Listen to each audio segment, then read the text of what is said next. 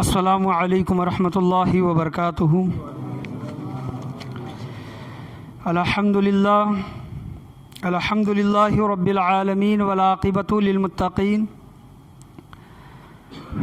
الصلاۃ والسلام علی سید الانبیاء والمرسلین وعلی آلہ وصحابہ اجمعین، اما بعد فاعوذ باللہ من الشیطان الرجیم، بسم اللہ الرحمن الرحیم۔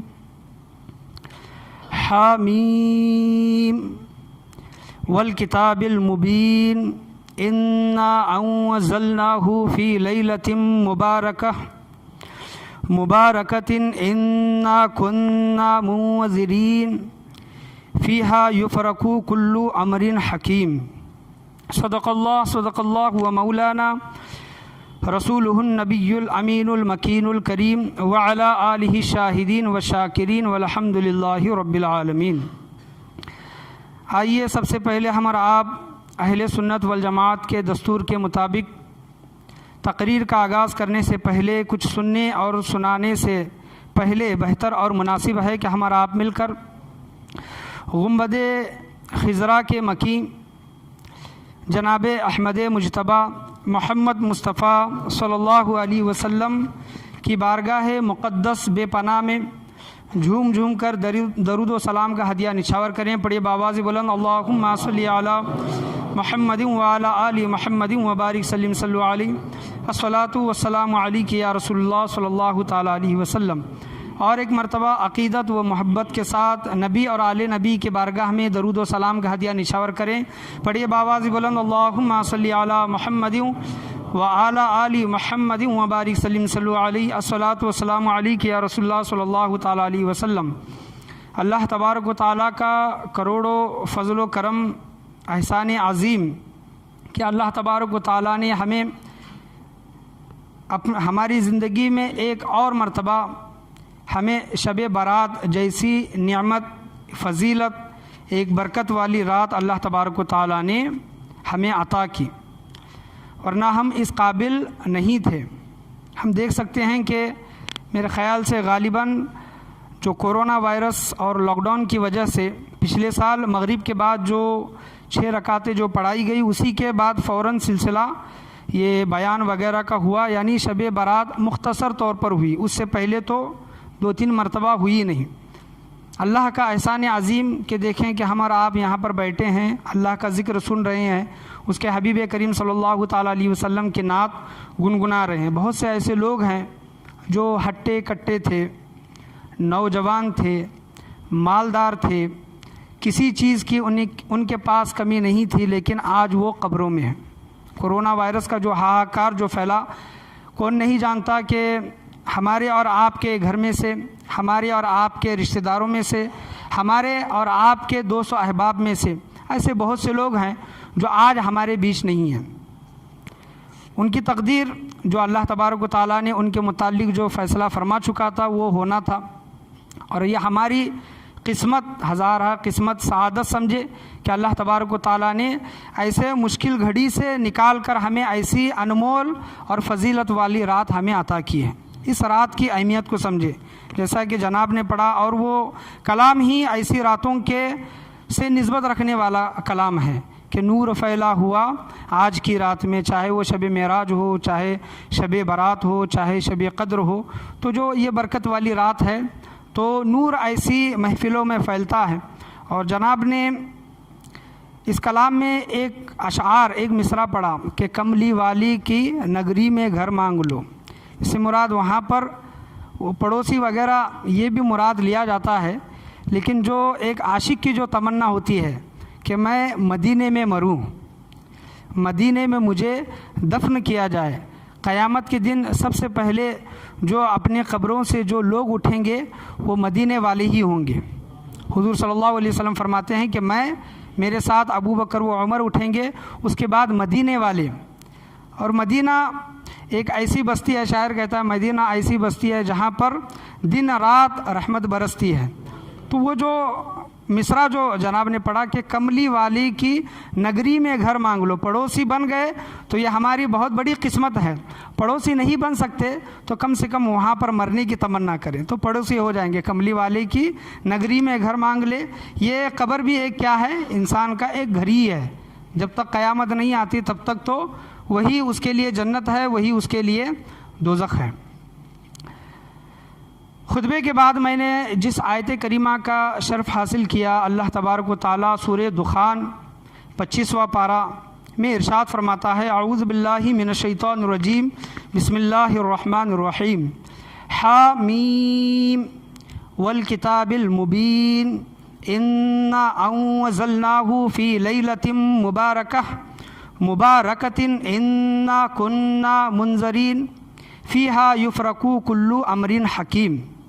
فیہا یفرقو کل امر حکیم یعنی ہر حکمت والا کام بانٹ دیا جاتا ہے۔ اس کے متعلق میں نے تقریر شعبان کے عظمت کے متعلق، شعبان کا مہینہ کتنی بڑی فضیلت والا، برکت والا ہے، کیونکہ اس میں شب برات رکھی گئی ہے۔ شعبان کی فضیلت کے متعلق یہ آیت میں پڑھا تھا، لیکن یہ ابھی آیت کا ایک پورا ٹکڑا جو شروع سے سورہ دخان کی جو شروعات ہوتی ہے وہاں سے میں پڑھا ہوں۔ اس کا ترجمہ یہ ہے، اللہ تبارک و تعالیٰ قرآن مجید فرقان حمید میں ارشاد فرماتا ہے، حامیم، یہ حروف مقطعات ہیں، یعنی حروف مقطعات، اور اس کا ترجمہ، اس کا معنی صرف اللہ اور اس کا رسول ہی بہتر جانتا ہے۔ اس کا اللہ اور رسول ہی، جیسے یاسین، طٰہٰ، نون، قاف، یہ کیا ہیں؟ یہ حروف مقطعات ہیں۔ حضرت جبرائیل امی لانے والے ہیں اور حضور صلی اللہ علیہ وسلم کی بارگاہ میں پیش کرنے والے ہیں، اس کے مطلب و معنی اللہ کے پیارے نبی صلی اللہ تعالیٰ علیہ وسلم ہی جانتے ہیں۔ یعنی آپ صلی اللہ علیہ وسلم کی بارگاہ میں جب یہ آیات حروف مقطعات جب پڑھتے تھے تو حضور صلی اللہ تعالیٰ علیہ وسلم کا جواب ہوتا کہ میں سمجھ گیا۔ کیا گیا؟ میں سمجھ گیا، یعنی اس کے معنی سمجھ گیا۔ تو اس کے معنی علماء کرام یہ لکھتے ہیں کہ جو کوئی حروف مقطعات قرآن میں آتا ہے، علماء کرام، مفسران کرام اس کے معنی لکھتے ہیں کہ حقیقی معنی اللہ اور اس کا رسول ہی بہتر جانتا ہے۔ چاہے آپ یاسین کے نیچے دیکھ لیں اس کی میننگ، چاہے طٰہٰ کے نیچے دیکھ لیں، نون کے نیچے دیکھ لیں، یا پھر طاسین کے نیچے دیکھ لیں، ہر حروف مقطعات قرآن میں جتنے بھی ہیں اس کے نیچے دیکھ لیں کہ حقیقی معنی اللہ اور اس کا رسول ہی بہتر جانتا ہے۔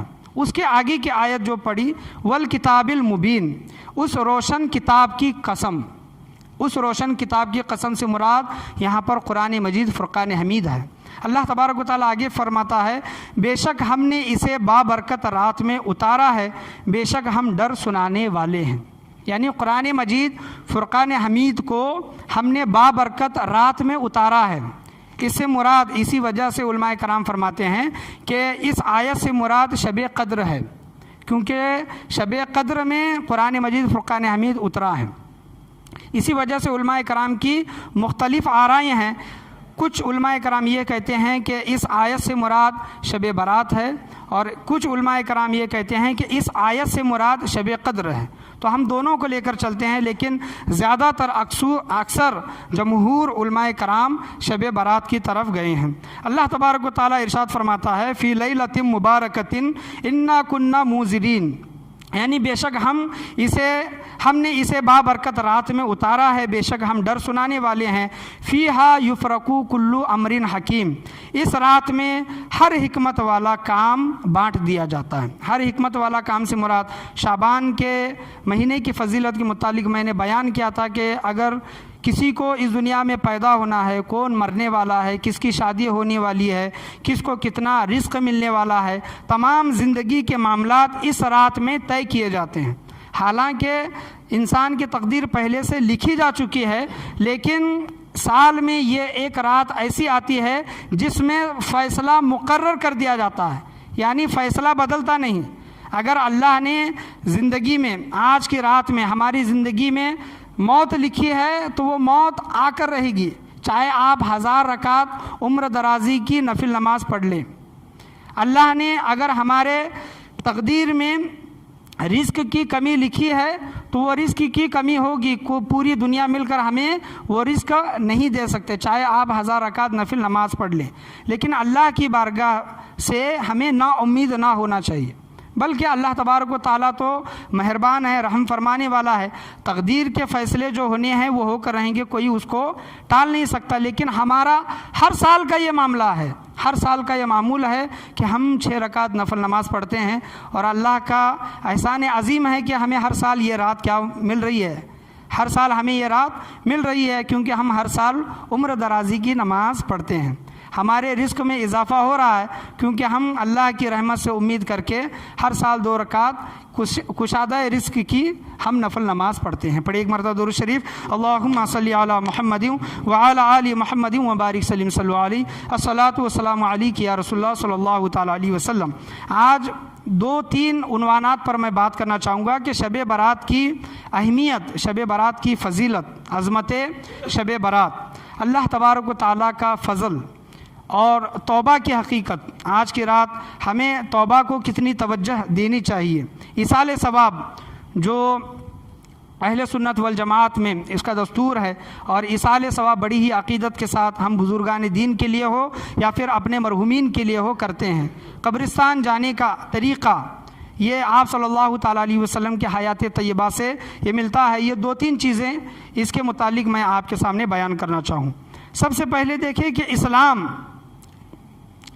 مساوات کا نظام ہے، یعنی برابری کا، ایکول کا، یعنی کوئی بڑا نہیں کوئی چھوٹا نہیں، سب برابر ہیں۔ شاعر کہتا ہے کہ ایک ہی صف میں کھڑے ہو گئے محمود و ایاز، ایک ہی صف میں کھڑے ہو گئے محمود و ایاز، نہ رہا کوئی بندہ نہ بندہ نواز۔ یعنی ایک صف میں اگر کوئی بادشاہ بھی ہے تو اس کے بازو اس کا سپاہی ٹھہر کر نماز پڑھ رہا ہے، اگر کوئی گھر کا مالک بھی ہے تو اس گھر کا نوکر اس کے بازو کندھے سے کندھا ملا کر کیا کر رہا ہے، نماز پڑھ رہا ہے۔ بعض اوقات تو ایسا ہوتا ہے کہ کبھی کبھار بادشاہ کو آنے کے لیے دیر ہو جائے اور وہ پچھلی صف میں چلا جائے، یا پھر مالک کو آنے دیر ہو جائے اور وہ پچھلی صف میں چلا جائے اور نوکر اس کے آگے ہے، تو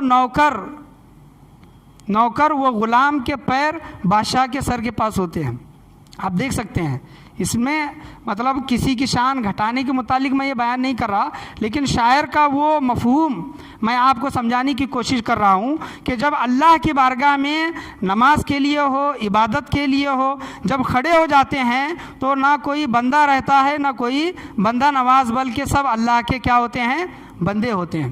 اسلام مساوات کا نظام دیتا ہے، مساوات کہ برابری، ہر کسی کا حق ادا کرو وغیرہ۔ لیکن اگر ہم دیکھتے ہیں اسلام مساوات کا نظام دیتا ہے، لیکن اسلام میں کچھ جگہوں پر، کچھ چیزوں میں، کچھ وقتوں میں مساوات دکھائی نہیں دیتا۔ مساوات یعنی برابری دکھائی نہیں دیتا۔ کیوں؟ دیکھیں کہ ہم جس سرزمین پر رہتے ہیں، یہاں پر اگر ہم کوئی نماز پڑھ رہے ہیں، اگر یہی نماز ہم کعبۃ اللہ میں پڑھیں یا پھر مسجد نبوی میں پڑھیں تو اس کا ثواب یہاں سے بھی وہاں زیادہ ہے، یعنی وہ سرزمین اس سرزمین سے افضل ہے، معتبر ہے۔ اگر ہم دنوں کو دیکھتے ہیں تو سب دن برابر نہیں ہیں، یعنی جمعہ تمام دنوں کا سردار ہے، پیر کا دن بھی ہمارے لیے باعث برکت ہے، کیونکہ حضور صلی اللہ تعالیٰ علیہ وسلم کی ولادت باسعادت ہوئی، یعنی دنوں میں بھی برابری نہیں ہے۔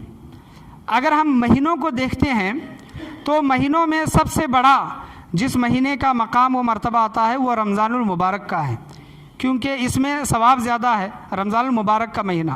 اور اگر رسولوں میں بھی اگر ہم دیکھتے ہیں، تلک الرسول فضلنا بعضهم علی بعض، یعنی ہم نے بعض رسولوں کو بعض پر فضیلت عطا کی۔ یعنی کوئی بھی چیز یہاں پر اگر دیکھیں گے، چاہے رسولوں میں ہو، چاہے زمین کا معاملہ ہو، جو زمین کعبۃ اللہ کی ہے یا پھر مسجد اقصیٰ کی ہے یا پھر مدینہ منورہ کی ہے، وہ زمین تمام زمینوں سے افضل۔ مہینہ اگر رمضان المبارک کا لے لے، رمضان المبارک کا مہینہ تمام مہینوں سے افضل۔ جمعہ کا دن لے لے تو جمعہ کا دن تمام دنوں سے افضل۔ اور رسولوں میں اگر دیکھیں تو ہمارے نبی کریم صلی اللہ تعالیٰ علیہ وسلم تمام رسولوں سے کیا افضل۔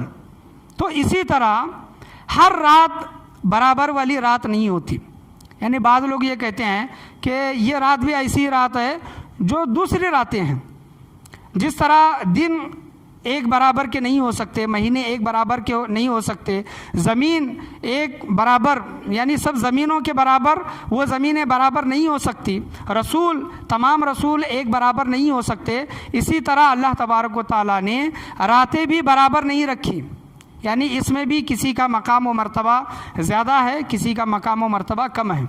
اور اگر زمانوں میں اگر ہم دیکھیں تو حضور صلی اللہ تعالیٰ علیہ وسلم فرماتے ہیں کہ میرا زمانہ تمام زمانوں سے افضل ہے. میرا زمانہ تمام زمانوں سے افضل ہے. اگر زمانوں کو بھی اگر دیکھیں گے تو زمانوں میں سب سے زیادہ افضل زمانہ کس کا زمانہ؟ 63 سالہ زندگی کا جو حضور صلی اللہ تعالیٰ علیہ وسلم کا جو دور ہے وہ تمام زمانوں سے افضل ہے. اس کے بعد آپ صلی اللہ علیہ وسلم فرماتے ہیں کہ پھر صحابہ کا زمانہ، پھر ان کے بعد آنے والے لوگ، پھر ان کے بعد آنے والے لوگ، اس طرح درجہ بدرجہ یہ کم ہوتا ہے. تو زمانوں میں بھی کیا ہے؟ برابری نہیں ہے. تو اسی طرح تمام راتیں جو اللہ تبارک و تعالیٰ نے عطا کی ہے، تمام راتیں ایک جیسی نہیں ہے، بلکہ اس میں بھی کم و زیادہ ہے، اس میں بھی فضیلت ہے. جیسا کہ اللہ تبارک و تعالیٰ ارشاد فرماتا ہے کہ رمضان میرا مہینہ ہے. رمضان کیا ہے؟ رمضان میرا مہینہ ہے. تو اللہ تبارک و تعالیٰ نے اپنے مہینے میں ایک رات ہمیں عطا کی، وہ ہے شب قدر. کون سی رات؟ شب قدر. اور حضور صلی اللہ تعالیٰ علیہ وسلم فرماتے ہیں کہ شعبان میرا مہینہ ہے. کیا؟ شعبان میرا مہینہ ہے. جب اللہ تبارک و تعالیٰ کے مہینے میں ایک عظمت والی رات، برکت والی رات ہے شب قدر، تو حضور صلی اللہ تعالیٰ علیہ وسلم کے مہینے میں، جس کو آپ صلی اللہ علیہ وسلم نے کہا کہ شعبان میرا مہینہ ہے، بے شک حضور صلی اللہ تعالیٰ علیہ وسلم کے مہینے میں بھی اللہ تبارک و تعالیٰ نے ایک رات فضیلت والی، برکت والی عطا کی ہے، وہ ہے شب برات. وہ ہے شب برات. بعض لوگ یہ کہتے ہیں کہ حضور صلی اللہ تعالیٰ علیہ وسلم کے زمانے میں شب برات کا ثبوت نہیں ملتا، صحابہ کے دور میں شب برات کا ثبوت نہیں ملتا، تابعین کے دور میں حضور صلی اللہ تعالیٰ علیہ وسلم نے جو شب برات منائی، تابعین کے دور میں بھی کیا شب برات کا ثبوت نہیں ملتا. بعض لوگ یہ اعتراضات کرتے ہیں اور بہت سے لوگ نہ نوافل پڑھتے ہیں نہ شب برات میں شب بیداری کرتے ہیں. میں آپ سے ایک سوال کرنا چاہوں گا، کیا حضور صلی اللہ تعالیٰ علیہ وسلم کی زندگی کا کوئی بھی لمحہ، حضور صلی اللہ تعالیٰ علیہ وسلم کے زمانے کا کوئی بھی ایک گھڑی، کوئی بھی ایک لمحہ، کوئی بھی ایک بات ہمارے لیے باعث نجات، باعث ہدایت ہے کہ نہیں ہے؟ باعث ہدایت حضور صلی اللہ علیہ وسلم کی. کیا ہم یہ سوچتے ہیں کہ حضور صلی اللہ تعالیٰ علیہ وسلم جب صحابہ کرام کے درمیان ہیں، کوئی بات بتاتے ہیں تو وہی ہمارے لیے باعث رحمت ہے؟ حضور صلی اللہ علیہ وسلم اگر گھر میں چلے گئے تو ہو گیا. کوئی یہ خیال کرتا ہے؟ کیا کوئی یہ خیال کرتا ہے کہ حضور صلی اللہ علیہ وسلم جب نماز پڑھائیں گے، جب کسی سے جنگ جہاد کریں گے تو وہی ہمارے لیے باعث رحمت ہے؟ باقی کا جو حضور صلی اللہ تعالیٰ علیہ وسلم کی پرسنل جو زندگی ہے وہ ہمارے لیے باعث رحمت نہیں ہے؟ کیا کوئی یہ خیال کرتا ہے؟ اگر یہ خیال کرتا ہے تو اس کا وہ خیال غلط ہے. یاد رکھیں، حضور صلی اللہ تعالیٰ علیہ وسلم کی 63 سالہ زندگی، چاہے وہ گھریلو ہو یا پھر صحابہ کرام کے ساتھ زندگی ہو یا پھر میدان جہاد ہو، حضور صلی اللہ تعالیٰ علیہ وسلم کی ہر گھڑی، ہر ساعت ہمارے لیے باعث ہدایت ہے اور باعث رحمت ہے. یہ میں آپ کے سامنے یہ بعد میں یہ ثبوتوں کے ساتھ شب برات کا ثبوت کہاں سے ملتا ہے میں انشاءاللہ عز و جل ترمذی شریف، ابن ماجہ شریف، مدارج النبوہ شریف کی حدیثوں سے میں آپ کے سامنے یہ خلاصہ کرنا چاہوں گا. لیکن میں آپ کو یہ بیان کرنا چاہتا ہوں کہ حضور صلی اللہ تعالیٰ علیہ وسلم کی ہر گھڑی، چاہے آپ نے ایک بار مسواک کیا ہو یا پھر کوئی ایک چیز کی ہو، تو وہ ہمارے لیے باعث رحمت ہے. یاد رکھیں کہ ایسا نہیں کہ حضور صلی اللہ علیہ وسلم وہ چیز بار بار کریں تو یہ ہمارے لیے باعث رحمت ہے. نہیں، حضور صلی اللہ علیہ وسلم کا ہر قول جو آپ صلی اللہ علیہ وسلم نے بولا، حضور صلی اللہ تعالیٰ علیہ وسلم کا ہر فعل جو آپ صلی اللہ علیہ وسلم نے کر کے دکھایا، یا پھر صحابہ کرام نے حضور صلی اللہ تعالیٰ علیہ وسلم کے سامنے کوئی ایسا عمل کیا جس پر حضور صلی اللہ علیہ وسلم نے صحابہ کرام کو منع نہیں فرمایا، یہ سب چیزیں حدیث میں شامل ہیں، یہ سب چیزیں حدیث کہلاتی ہیں۔ حضور صلی اللہ علیہ وسلم کا بولنا ہو، حضور صلی اللہ علیہ وسلم کا پریکٹیکلی طور پر کر کے دکھانا ہو، یا پھر صحابہ کرام نے کچھ کیا ہو یا پھر کچھ بولا ہو، آپ صلی اللہ علیہ وسلم نے اس پر سکوت اختیار کیا ہے، یعنی روکا نہیں اس چیز کو، خاموش رہے، تو یہ تمام چیزیں کیا ہے؟ حدیث کے زمرے میں آتی ہیں۔ اور اطیع اللہ و اطیع الرسول، جیسے ہم اللہ تبارک و تعالیٰ کی اطاعت کرتے ہیں، اللہ تبارک و تعالیٰ اس کے حبیب کریم صلی اللہ تعالیٰ علیہ وسلم کی اطاعت کرنے کا ہمیں حکم دیتا ہے۔ بعض لوگ یہ سوال کرتے ہیں کیا صحابہ کرام نے شب برات منائی تھی؟ صحابہ کرام شب برات مناتے تھے؟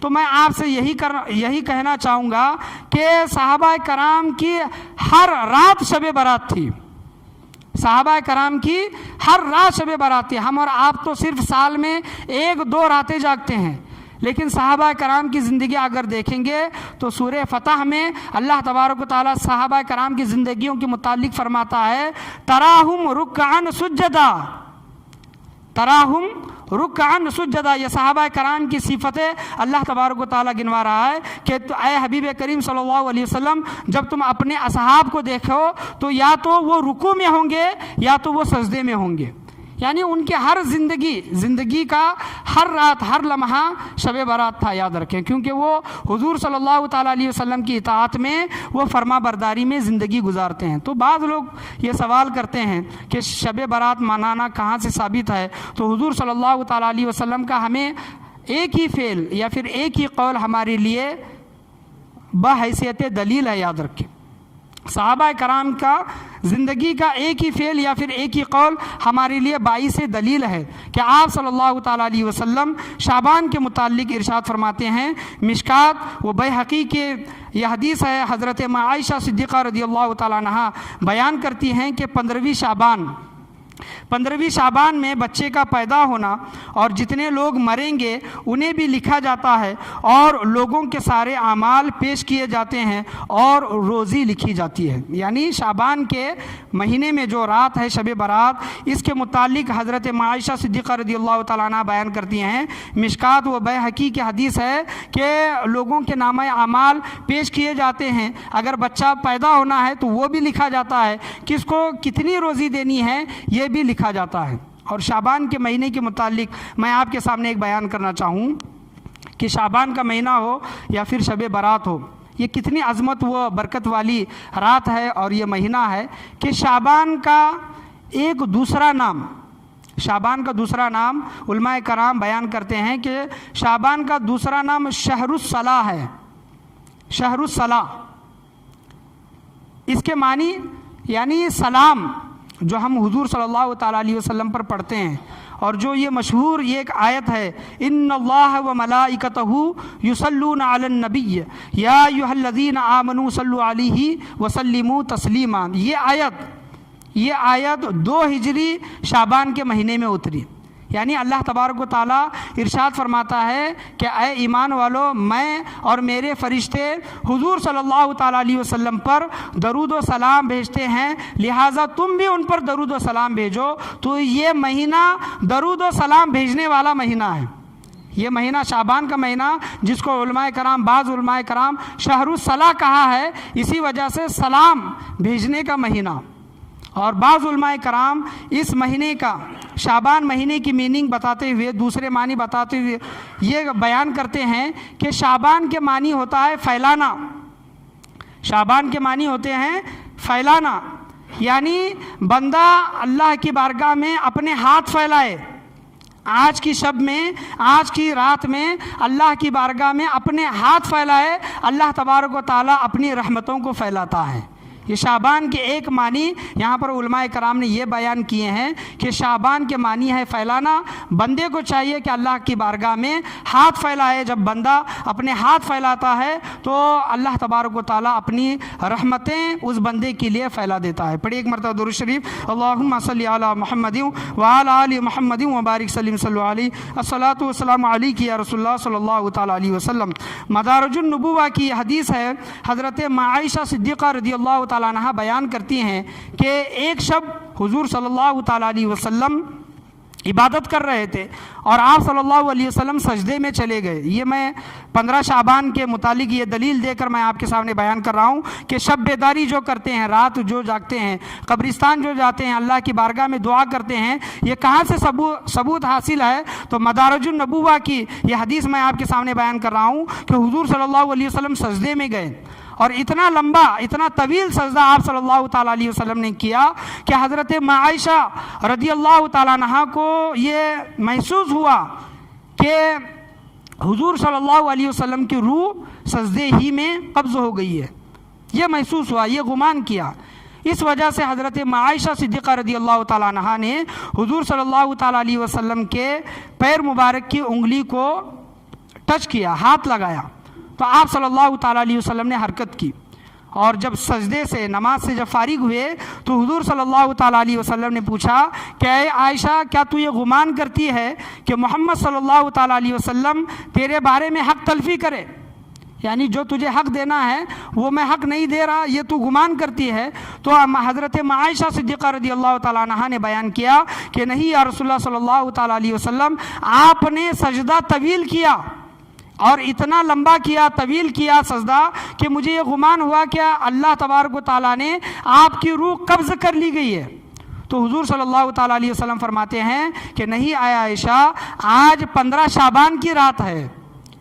کیا رات ہے؟ آج 15 شعبان کی رات ہے۔ اللہ تبارک و تعالیٰ آج زمین والوں پر نزول فرماتا ہے، اپنی رحمتوں کا، برکتوں کا نزول فرماتا ہے۔ دوسری یہی ایک حدیث ترمذی شریف کی ہے کہ حضور صلی اللہ تعالیٰ علیہ وسلم حضرت عائشہ صدیقہ رضی اللہ تعالیٰ عنہا کے حجرے میں تھے، ازواج مطہرات تھی، باری آتی تھی، حضرت عائشہ صدیقہ رضی اللہ تعالیٰ عنہا کی باری آئی اور آپ صلی اللہ تعالیٰ علیہ وسلم ان کے حجرے میں تھے۔ جب حضرت عائشہ صدیقہ رضی اللہ تعالیٰ عنہا کی آنکھ کھلی تو دیکھتی ہیں کہ حضور صلی اللہ علیہ وسلم بستر میں نہیں ہیں، ان کے بازو میں نہیں ہے۔ تو حضرت عائشہ صدیقہ رضی اللہ تعالیٰ عنہا حضور صلی اللہ تعالیٰ علیہ وسلم کی تلاش کرنے کے لیے ہر ازواج مطہرات جو ان کی بیویاں تھیں، ام المؤمنین تھی، ان کے حجروں میں تلاش کرنے کے لیے نکلی۔ جب وہاں پر حضور صلی اللہ تعالیٰ علیہ وسلم نہیں ملے تو جنت البقیع کی طرف گئیں، تو دیکھتی ہیں کہ وہاں پر حضور صلی اللہ علیہ وسلم اللہ کی بارگاہ میں ہاتھ اٹھا کر قبرستان والوں کے لیے دعا کر رہے ہیں، دعائیں مغفرت کر رہے ہیں۔ حضرت عائشہ رضی اللہ تعالیٰ عنہا نے دیکھا اور واپس اپنے حجرے میں آ گئی۔ حضور صلی اللہ تعالیٰ علیہ وسلم کو بھی یہ معلوم ہو گیا کہ حضرت عائشہ صدیقہ رضی اللہ تعالیٰ عنہا میری تلاش میں نکلی ہے۔ جب یہ اپنے حجرے میں جاتے ہیں حضور صلی اللہ تعالیٰ علیہ وسلم یہی سوال کرتے ہیں، یعنی حدیثیں الگ الگ ترک کے ساتھ، الگ الگ قول کے ساتھ صحابہ کرام نے بیان کی ہے۔ ایک مدارج النبوہ کی حدیث، ایک ترمذی شریف کی حدیث میں نے آپ کے سامنے بیان کی۔ جو لوگ یہ کہتے ہیں کہ کہاں پر دلیل ہے شب برات منانا، قبرستان جانا، ثبوت کہاں سے ہے؟ تو حضور صلی اللہ تعالیٰ علیہ وسلم کی زندگی کا ایک گھڑی بھی، ایک رات بھی حضور صلی اللہ تعالیٰ علیہ وسلم کی ہمارے لیے باعث رحمت ہے، یاد رکھے، یہ ہمارے لیے دلیل ہے۔ حضرت حضور صلی اللہ علیہ وسلم جب حجرے میں جب تشریف لاتے ہیں، حضرت عائشہ صدیقہ رضی اللہ تعالیٰ عنہا سے کہتے ہیں کہ اے عائشہ، کیا تو یہ خیال کرتی ہے کیا میں تیرا حق ماروں، حق تلفی کروں؟ تو حضرت عائشہ صدیقہ رضی اللہ تعالیٰ عنہا بیان کرتی ہیں، یہ دوسری حدیث ہے کہ نہیں یا رسول اللہ، آپ بستر میں نہیں پائے گئے، حجرے میں نے آپ کو نہیں دیکھا، اس وجہ سے میں نے یہ گمان کیا کہ آپ دوسری ازواج کے پاس، دوسری بیوی کے پاس آپ چلے گئے ہیں، اسی وجہ سے میں نے آپ کی تلاش میں باہر نکلی۔ تو حضور صلی اللہ علیہ وسلم فرماتے ہیں کہ اے عائشہ، آج 15 شعبان ہے۔ کیا ہے؟ 15 شعبان کی رات ہے۔ میں قبرستان گیا، قبرستان والوں کے لیے دعا کی۔ اے عائشہ، آج 15 شعبان کی رات میں اللہ تبارک و تعالیٰ بنی کلب کے بکریوں سے زیادہ اللہ تبارک و تعالیٰ لوگوں کی بخشش و مغفرت فرماتا ہے۔ بنی کلب کی بکریاں اس زمانے میں، اس شہر میں وہ مشہور تھا۔ ہم یہ کہتے ہیں کہ ہمارے پاس مال دولت گھر جائیداد زیادہ ہے، لیکن اس زمانے میں ایک انسان تھا جس کا نام بنی کلب تھا، اس کے پاس سب سے زیادہ بکریاں تھی۔ کیا تھی؟ سب سے زیادہ بکریاں، اور وہ بکریاں ایسی تھی کہ بکریوں کے جسموں کے اوپر جو بال تھے وہ دوسرے جانوروں سے زیادہ تھے۔ حضور صلی اللہ علیہ وسلم فرماتے ہیں کہ بنی کلب کے بکریوں کے جسموں پر جتنے بال ہیں ان بالوں سے زیادہ اللہ تبارک و تعالیٰ شعبان کی رات جو 15ویں رات ہے، شب برات والی رات ہے، اللہ تبارک و تعالیٰ بکریوں کے بالوں سے بھی زیادہ لوگوں کی بخشش و مغفرت فرماتا ہے۔ دیکھیں کہ اللہ کی رحمت کتنی بڑی ہے، اللہ کا فضل کتنا بڑا ہے۔ تو اس سے زیادہ لوگ جب ان لوگوں کی بخشش و مغفرت ہوتی ہے، تو آج کی رات کوئی اللہ کی رحمت سے دور ہو جائے، اللہ کی نعمت سے محروم ہو جائے اور اپنے آپ کو ہلاک کر دے، تو اس سے بڑا بد نصیب شخص کوئی نہیں ہو سکتا۔ اور جو لوگ یہ کہتے ہیں کہ کتنے لوگوں کی بخشش و مغفرت فرماتا ہے، تو ہم اپنے سر کے بال گن نہیں سکتے، ہم اپنے سروں کے بالوں کی تعداد کتنی ہے، گنتی کتنی ہم کر نہیں سکتے، تو ان بکریوں پر کتنے بال ہوں گے اس کا اندازہ کون لگا سکتا ہے؟ اس کا اندازہ کوئی بھی نہیں لگا سکتا۔ تو حضور صلی اللہ تعالیٰ علیہ وسلم نے فرمایا، ترمذی شریف کی حدیث ہے کہ اللہ تبارک و تعالیٰ آج کی شب میں لوگوں کی بخشش و مغفرت فرماتا ہے۔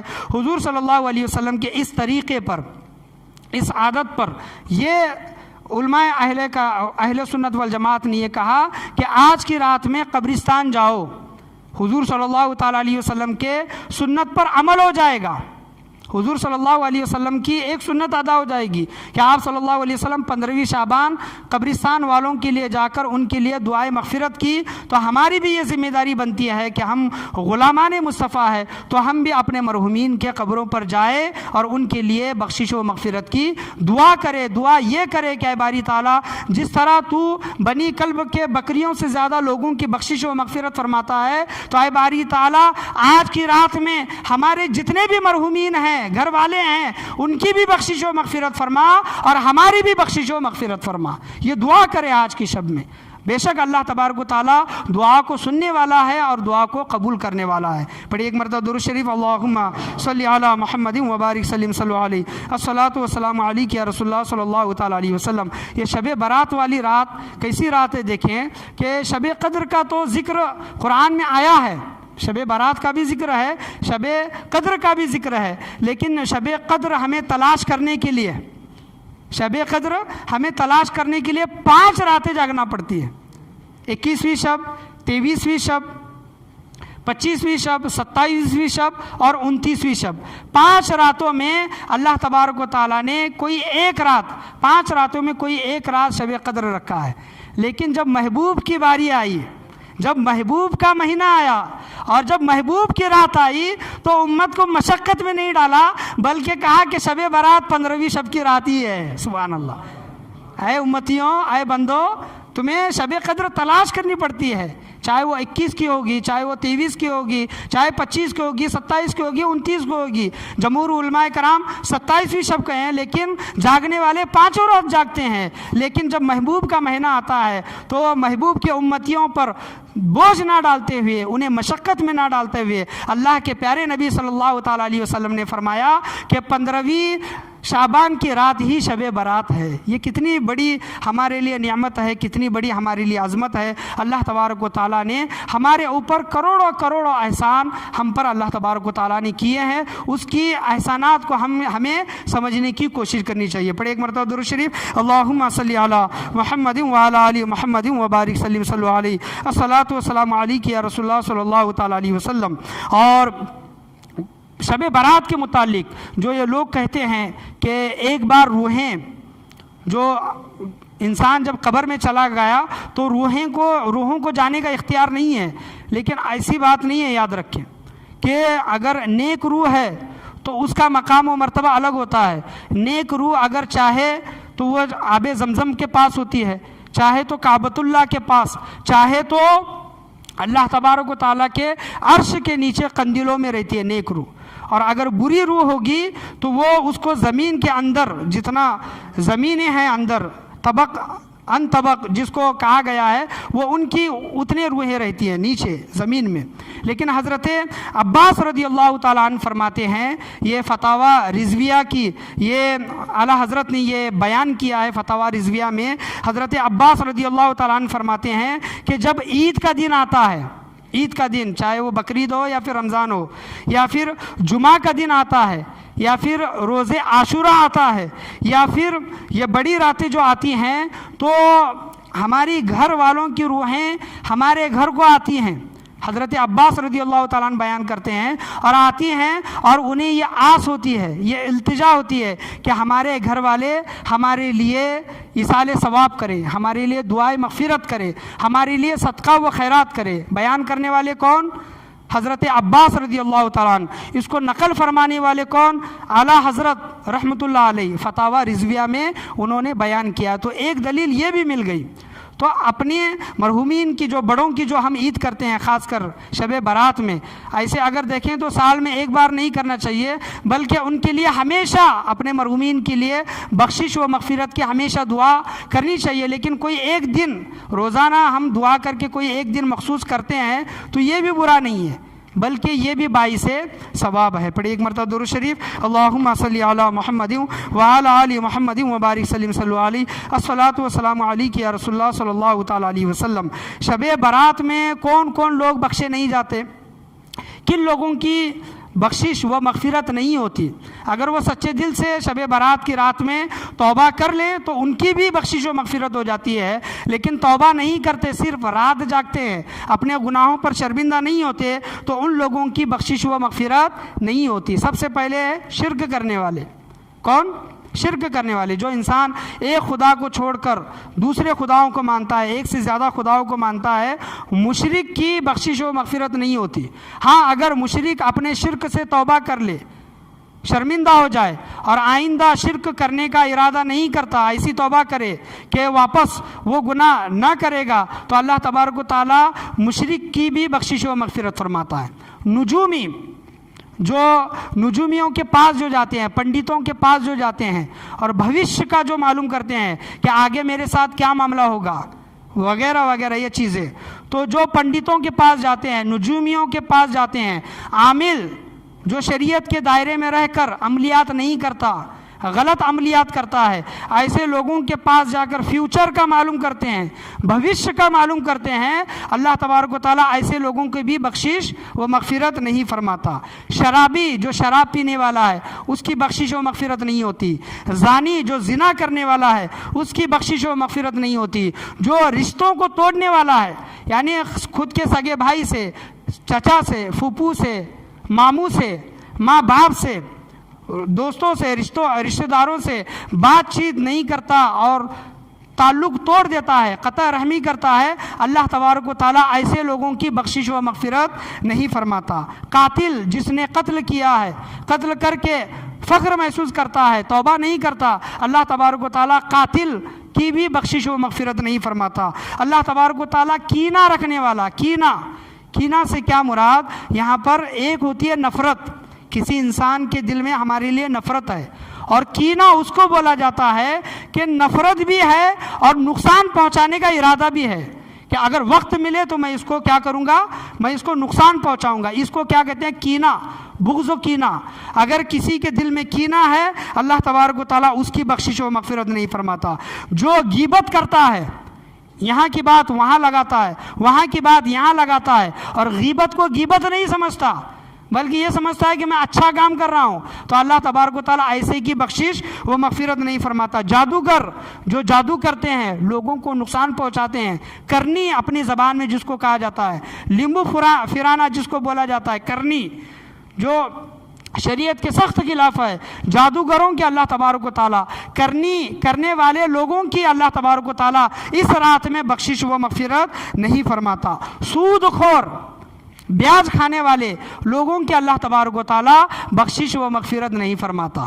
تو آپ اندازہ کریں، غور کریں، حضور صلی اللہ تعالیٰ علیہ وسلم نے جب یہ فرمایا ہے کہ بنی کلب کے بکریوں سے زیادہ اللہ تبارک و تعالیٰ، بکریوں کے بالوں سے زیادہ اللہ تبارک و تعالیٰ جب بخشش و مغفرت ان لوگوں کی فرماتا ہے، اور ان لوگوں کی لسٹ میں ہمارا نام نہیں ہے، ہمارا نام نہیں ہے، تو اس دنیا میں اور آج کی رات میں ہم سے بڑا بدبخت شخص، ہم سے بڑا بد نصیب شخص کون ہوگا؟ تو اگر ہم یہ گناہ کرتے ہیں، جو گناہوں کا ذکر میں نے آپ کے سامنے بیان کیا کہ شرک، نجومی، شرابی، زانی، رشتہ توڑنے والا، قتل کرنے والا، کینہ رکھنے والا، غیبت کرنے والا، جادوگر، سود خور، ایسا، اور ماں باپ کا نافرمان بھی، دوستوں کو راضی کرتا ہے، باہر کے لوگوں کو راضی کرتا ہے، لیکن ماں باپ کو ناراض کرتا ہے، ماں باپ اس بچے سے ناراض ہیں، تو ماں باپ کا نافرمان بھی آج کی رات بخشا نہیں جاتا۔ اگر اللہ کی بارگاہ میں بخشنا ہے، بخشے جانا ہے، تو ان تمام گناہوں سے اگر ہم کرتے ہیں، ان گناہوں میں سے کوئی ایک گناہ ہمارے اندر ہے، تو آج کی رات ہمیں ملی ہے، سعادتوں والی رات ہے، برکتوں والی رات ہے، نجات والی رات ہے۔ آج کے دن میں ان گناہوں سے توبہ کر لیں۔ توبہ کیسی کریں؟ حضرت عمر فاروق رضی اللہ تعالیٰ عنہ بیان کرتے ہیں کہ اے لوگوں، توبہ ایسی کرو کہ اگر بکری کے تھن سے جو دودھ نکالا جاتا ہے، بکری کے تھنوں سے جو دودھ نکالا جاتا ہے، وہ دودھ واپس نہیں ڈالا جاتا اس کے تھن میں، تو تم بھی توبہ ایسی کرو کہ ان گناہوں کو ایسے چھوڑو کہ ان گناہوں کی طرف واپس نہ جاؤ، تب تمہاری سچی وہ پکی توبہ قبول ہوگی۔ اور توبہ قبول ہونے کی نشانی کیا ہے؟ آج کی رات اگر ہم بیٹھ کر توبہ کریں گے، روئیں گے، گڑ گڑائیں گے، ذکر و اذکار کریں گے، اور دوسرے دن ہمارا معمول ایسے ہی ہوگا جیسے روزانہ کا ہے، یعنی ہم ہمیشہ بات بات میں جھوٹ بولتے ہیں، بات بات میں غیبت کرتے ہیں، کوئی بھی گناہ ہو، تو یہ گناہ ہم دوسرے دن کرنے لگیں، نمازیں چھوڑنے لگیں، اللہ اور اس کے رسول کی نافرمانی کرنے لگے، تو آپ سمجھ جاؤ کہ آج کی رات میں اللہ تبارک و تعالیٰ نے ہماری توبہ قبول نہیں فرمائی ہے۔ توبہ قبول ہونے کی نشانی یہ ہے کہ تم ان گناہوں کی طرف نہ جاؤ۔ اور دوسری نشانی علماء کرام یہ بیان کرتے ہیں کہ تمہاری توبہ قبول ہوئی کہ نہیں، یہ تم خود چیک کرو کہ تمہارا دل نیکیوں کی طرف لگنے لگے، تمہارا دل یہ کہنے لگے کہ چلو نماز پڑھتے ہیں، چلو ماں باپ کا کہنا مانتے ہیں، چلو اچھے اور نیک اعمال کرتے ہیں، اور اچھے اور نیک اعمال کر کے ہمارا دل خوش ہوتا ہے، دل کو مطمئن حاصل ہوتا ہے۔ ایسا نہیں کہ بیزار آ رہا ہے، مجبوری میں کر رہے ہیں، تھکاوٹ میں کر رہے ہیں، نہیں، ایک دل جوئی کے ساتھ، رغبت کے ساتھ کوئی ہم نیک عمل کر رہے ہیں، اور اس نیک عمل کرنے سے، نماز پڑھنے سے، ماں باپ کی بات سننے سے، اچھے نیک اعمال کرنے سے ہمارا دل خوش ہو جاتا ہے، تو آپ سمجھ جاؤ کہ آج شب برات ہے، آج ہم نے اللہ کی بارگاہ میں توبہ کی، اللہ تبارک و تعالیٰ نے ہماری وہ توبہ کو قبول فرمایا۔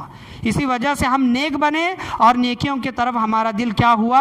مائل ہوا۔ یہ توبہ کی دو بڑی نشانیاں علماء کرام نے فرمائی ہیں، ورنہ توبہ تو ہم ایسے روزانہ کرتے ہیں، استغفر اللہ، توبہ توبہ توبہ، یہ تو ہماری زبان سے ہمیشہ نکلتا ہے، لیکن سالوں میں، ایک سال میں اللہ تبارک و تعالیٰ نے 2-3 راتیں امت محمدی کو ایسی عطا کی ہے، چاہے وہ شب قدر کی رات ہو یا پھر شب برات کی رات ہو۔ شب قدر کی رات تو ایسی رات ہے جو 1000 مہینوں سے افضل، 1000 مہینوں سے، یعنی ایک رات آپ جاگو تو آپ کو 1000 مہینے عبادت کرنے کا ثواب ملتا ہے۔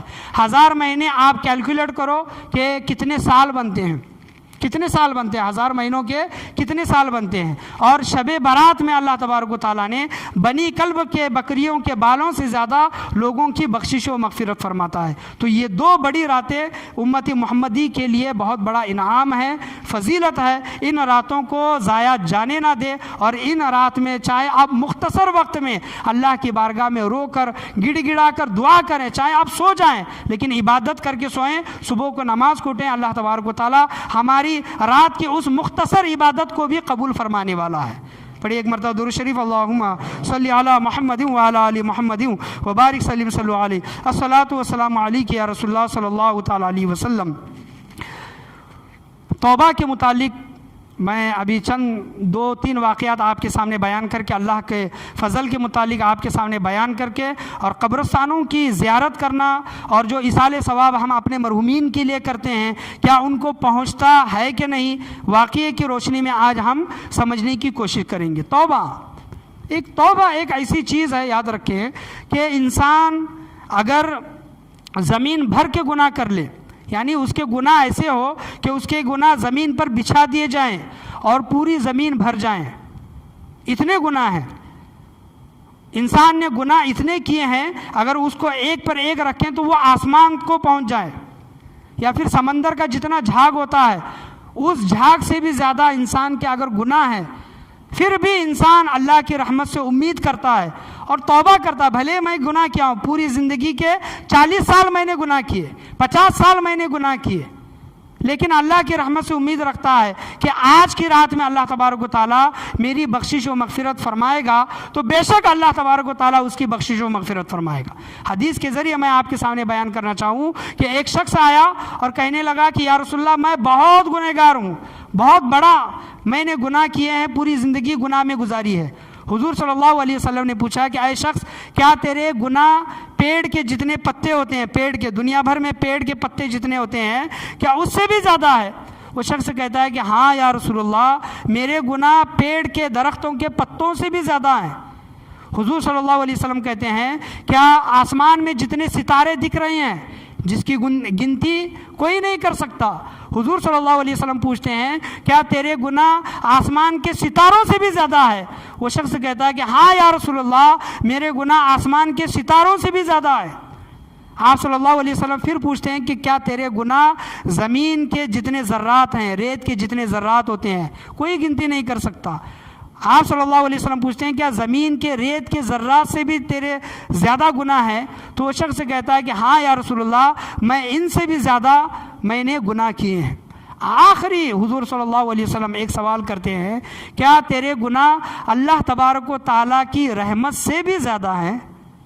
کیا تیرے گناہ اللہ کی رحمت سے بھی زیادہ ہے؟ تو وہ رو پڑتا ہے، اس کا دل کانپ اٹھتا ہے، ہزاروں قطار روتا ہے۔ اللہ کی رحمت کی طرف جب اس کی توجہ ہوتی ہے، وہ کہتا ہے کہ نہیں یا رسول اللہ، اللہ کی رحمت سے بڑے، اللہ کی رحمت سے بھی زیادہ میرے گناہ نہیں ہیں۔ تو حضور صلی اللہ علیہ وسلم کہتے ہیں کہ جا اللہ کی رحمت سے امید رکھ، اللہ کی رحمت تجھے معاف فرمانے والی ہے، اللہ کی رحمت تجھے معاف فرمانے والی ہے۔ تو انسان اپنی زندگی میں گناہ کرتا ہے، گناہ کرتا جاتا ہے، ایک مقام ایسا آتا ہے جہاں پر اس کو شرمندگی ہوتی ہے، جہاں پر اس کو افسوس ہوتا ہے، وہی اس کا لمحہ ہوتا ہے، وہی اللہ کی بارگاہ میں اپنے گناہوں کو یاد کر کے اللہ کی بارگاہ میں سچی پکی توبہ کرتا ہے، اللہ تبارک و تعالیٰ اس کے گناہوں کو معاف فرماتا ہے۔ اللہ اس نے اپنی زندگی میں جتنے گناہ کیے ہیں، اللہ تبارک و تعالیٰ ان گناہوں کو نیکیوں میں تبدیل کرتا ہے۔ سبحان اللہ۔ 40 سال اگر اس نے گناہ کیے ہوں گے، توبہ کی، تو 40 سال گناہ کو نیکیوں میں اللہ تبارک و تعالیٰ بدل دیتا ہے۔ اس سے بڑی رحمت، اس سے بڑا انعام بندے کے لیے اور کیا ہو سکتا ہے؟ توبہ ہماری زندگی میں یہ ایک چیز کو لازم پکڑے۔ انسان دیکھیں کہ گناہ کرتا ہے، اچھی باتیں، نصیحت والی باتیں جب اس کے دل پر اثر نہ کریں تو سمجھ جائے کہ اس نے اتنا گناہ کیا ہے، اتنے گناہ کیے ہیں کہ اس کا دل سیاہ ہو گیا ہے، کالا ہو گیا ہے۔ اور کالے دل کو اگر دھونا ہے تو ایک ہی ذریعہ ہے، ایک ہی چیز ہے، وہ ہے توبہ۔ انسان جب توبہ کرتا ہے، اللہ تبارک و تعالیٰ توبہ کے ذریعے اس کے کالے دل کو دھو دیتا ہے، اس کے سیاہ دل کو دھو دیتا ہے، اور جب اس کا دل صاف ہو جاتا ہے تب اس کے ہر ایک کی بات اس کو اچھی بات لگنے لگتی ہے، ہر ایک کا کلام اس کے لیے نصیحت کا کلام ہو جاتا ہے، وہ طریقہ کار پر، ہدایت کے راستے پر چلنے لگتا ہے۔ توبہ ایک ایسی شے ہے، اللہ تبارک و تعالیٰ بندے کو اتنا پسند فرماتا ہے، اور اللہ تبارک و تعالیٰ نے یہ بھی فرمایا، حضور صلی اللہ علیہ وسلم فرماتے ہیں کہ اگر لوگ توبہ کرنا چھوڑ دیں تو اللہ تبارک و تعالیٰ صرف نیکیاں کرے، لوگ گناہ نہ کریں، نیکیاں کرے، تو اللہ تبارک و تعالیٰ ایسی جماعت کو لے کر آئے گا جو گناہ کرے گی، گناہ کر کے اللہ کی بارگاہ میں توبہ کرے گی، اور اللہ تبارک و تعالیٰ ان کی توبہ کو قبول فرمائے گا۔ تو یہ توبہ ہر کوئی کرتا ہے، گنہگار بھی کرتا ہے، اور عابد، نیک، متقی، پرہیزگار اللہ والا بھی توبہ کرتا ہے، جن کی نشانیاں یہ بیان فرمائیے، کانوا قلیلا من اللیل ما یہجعون۔ یہ 27 پاری کی آیت ہے کہ اللہ تعالیٰ کے ولی، اللہ کے دوست یہ رات میں کم جاگتے ہیں، رات میں کم سوتے ہیں۔ کانوا قلیلا من اللیل ما یہجعون، رات کا تھوڑا حصہ وہ صرف سوتے ہیں اور رات بھر عبادت کرتے ہیں، عبادت کرنے کے بعد وبالاسحار ہم یستغفرون، صبح اٹھ کر اللہ کی بارگاہ میں توبہ و استغفار کرتے ہیں۔ دیکھیں کہ رات بھر نیکیاں کر رہے ہیں لیکن صبح میں اٹھ کر توبہ بھی کر رہے ہیں۔ توبہ سے کیا ہوتے ہیں؟ لوگوں کے کیا درجات بلند ہوتے ہیں، اللہ کا وہ بندہ محبوب بندہ بن جاتا ہے۔ ایک بچے نے اپنے حضرت موسیٰ علیہ السلام نے اپنی قوم میں سے، حضرت موسیٰ علیہ السلام نے اللہ کی بارگاہ میں گزارش کی کہ اے باری تعالیٰ، تیرا اس سرزمین پر سب سے نافرمان بندہ، سب سے بڑا گنہگار بندہ کون ہے؟ اللہ تبارک و تعالیٰ نے حضرت موسیٰ علیہ السلام کو ایک پتہ بتایا، ایک فلاں درخت کے نیچے ایک شخص کھڑا ہے، سرزمین پر تمہاری قوم میں سب سے زیادہ گنہگار شخص وہ ہے۔ حضرت موسیٰ علیہ السلام گئے، جب دیکھا کہ ایک شخص وہاں پر کھڑا ہے، اور حضرت موسیٰ علیہ السلام اس پر ملامت کر کے وہاں سے چلے گئے۔ حضرت موسیٰ علیہ السلام نے دوسرے دن اللہ کی بارگاہ میں دعا کی کہ اے باری تعالیٰ، اس سرزمین پر میری قوم میں سب سے زیادہ تیرا پسندیدہ بندہ کون ہے، تیرا محبوب بندہ کون ہے؟ اللہ تبارک و تعالیٰ نے کہا کہ اے موسیٰ، اسی درخت کے پاس جاؤ، اسی درخت کے پاس جاؤ۔ حضرت موسیٰ علیہ السلام دوسرے دن جب اسی درخت کے پاس جاتے ہیں تو وہ حیران ہو جاتے ہیں۔ حضرت موسیٰ علیہ السلام، کل وہی شخص جو کھڑا تھا، جس کے بارے میں اللہ تبارک و تعالیٰ نے فرمایا تھا کہ یہ سرزمین پر سب سے بڑا گنہگار شخص ہے، وہی شخص دوسرے دن کھڑا تھا جو اللہ کا محبوب بندہ تھا۔ سبحان اللہ۔ یہ حضرت موسیٰ علیہ السلام کو یہ ماجرا، یہ معاملہ سمجھ میں نہیں آیا، اور حضرت موسیٰ علیہ السلام نے سوال کیا کہ باری تعالیٰ، رات میں یہ شخص سب سے بڑا گنہگار شخص تھا، اور آج صبح میں یہ تیرا سب سے پسندیدہ اور محبوب بندہ کیسے ہوا؟ کیا معاملہ ہے؟ اللہ تبارک و تعالیٰ حضرت موسیٰ علیہ السلام پر وہی نازل فرمائی اور کہا کہ یہ اپنے بچے کے ساتھ اپنے گھر کو جا رہا تھا، اور اپنے بچے کو اپنے کاندھے پر بٹھایا تھا۔ اور بچوں کا معاملہ ہوتا ہے کہ بچے بار بار سوال کرتے ہیں، ہر چیز میں سوال کرتے ہیں۔ تو اس کے بچے نے اس کے باپ سے سوال کیا کہ اے ابا جان، یہ جو درخت جو دکھائی دیتے ہیں، ان درختوں سے بڑا کیا ہے؟ تو اس باپ نے کہا کہ درختوں سے بڑا تو پہاڑ ہے۔ بیٹے نے پھر سوال کیا کہ ابا جان، پہاڑوں سے بڑا کیا ہے؟ باپ نے کہا کہ پہاڑوں سے زیادہ گہرے، پہاڑوں سے زیادہ بڑے تو سمندر ہیں۔ بیٹے نے پھر سوال کیا کہ ابا جان، سمندر سے گہرا، سمندر سے بڑا کیا ہے؟ تو باپ نے کہا کہ سمندر سے گہرا، سمندر سے بڑا تو آسمان ہے، جس کی لمبائی چوڑائی کوئی نہیں ناپ سکتا۔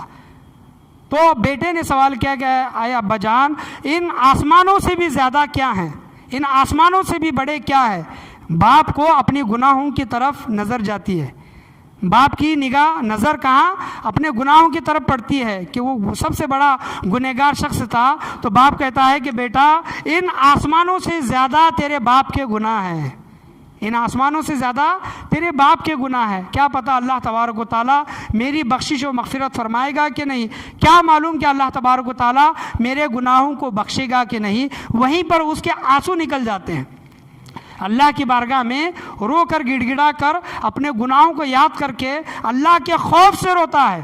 وہ شخص اللہ کے خوف سے روتا ہے کہ قیامت کے دن اللہ تبارک و تعالیٰ میرا کیا معاملہ فرمائے گا۔ اللہ فرماتا ہے کہ اے موسیٰ، جب وہ انسان رونے لگا تو ہماری رحمت کو جوش آیا، ہم نے اس کے تمام گناہوں کو معاف فرما دیا۔ سبحان اللہ۔ اس کے بچے کے باپ کے تمام گناہوں کو معاف فرما دیا۔ صرف وہ اپنے گناہوں پر نادم ہوا، شرمندہ ہوا، اپنے گناہوں پر اس نے افسوس کیا۔ اللہ فرماتا ہے کہ ہم نے اس کے گناہوں کو معاف فرما دیا۔ کل جو شخص سب سے بڑا گنہگار شخص تھا، آج جو ہمارے خوف سے جو روتا ہے، وہی ہمارا پسندیدہ بندہ ہے۔ تو اللہ کی بارگاہ میں خوف اور امید دونوں یہ چیز لے کر چلے۔ امید بھی نہ لگائیں کہ اللہ بخشش و مغفرت فرماتا ہے، چلو گناہی کرو گناہی کرو، اور خوف بھی نہ رکھیں کہ اللہ تبارک و تعالیٰ میرے ساتھ کیا معاملہ کرے گا۔ تو خوف اور امید کے درمیان زندگی گزر بسر کرنے کی کوشش کرنی چاہیے۔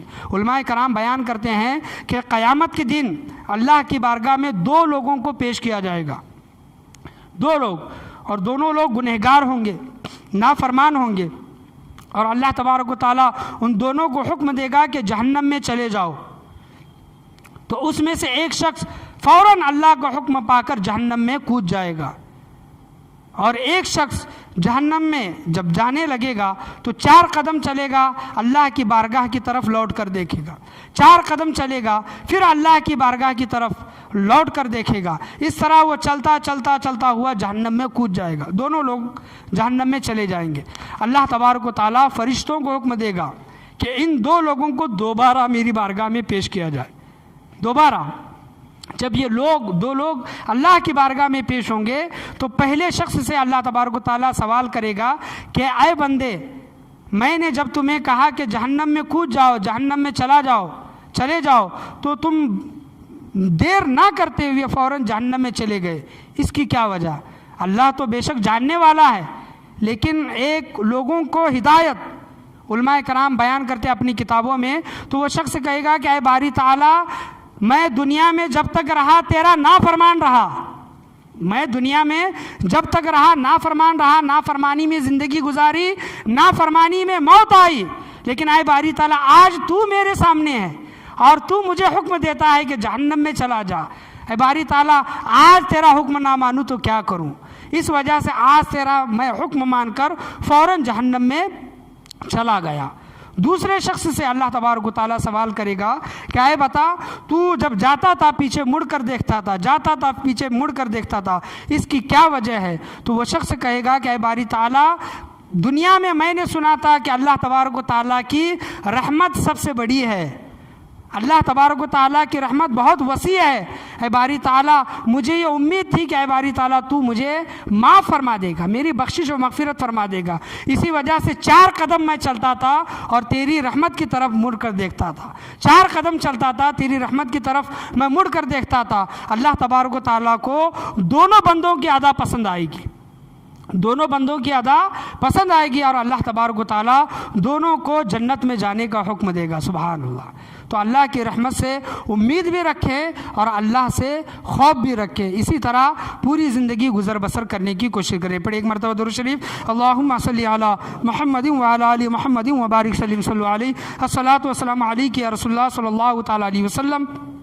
ایک شخص جب وہ مرنے لگا، گنہگار تھا، گنہگار، تو اس نے وصیت یہ کی، وصیت کیا کی؟